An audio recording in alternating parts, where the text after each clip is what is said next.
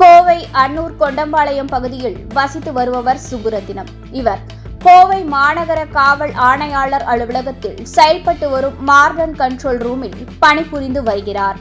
இவருக்கும் இவரது வீட்டின் அருகில் வசிக்கும் கோமதி என்பவருக்கும் நீண்ட காலமாக பிரச்சனை இருந்து வந்ததாக தெரிகிறது.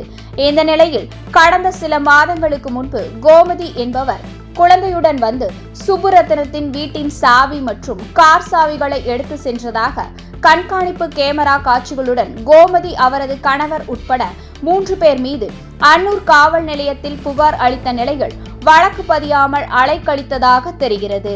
சுப்புரத்தினம் இது தொடர்பாக மாவட்ட காவல் ஆணையாளரிடம் புகார் அளித்த நிலையில் காவல் ஆணையாளர் இந்த புகார் குறித்து விசாரிக்குமாறு மாவட்ட காவல் கண்காணிப்பாளருக்கு உத்தரவு பிறப்பித்துள்ளார். ஆனால் காவல்துறையினர் வழக்கு பதியாமல் மீண்டும் அலைக்கழித்ததால் சுப்புரத்தினம் நீதிமன்றத்தில் வழக்கு பதிவு செய்து நீதியை பெற்றுள்ளார்.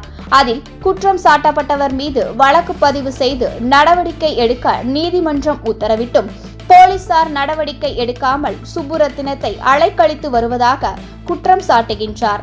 மாநகர காவல்துறையில் பணியாற்றும் பெண் காவலருக்கே இதுதான் நிலை என்றால் சாதாரண மக்களின் நிலை கேள்விக்குறியாகி உள்ளது.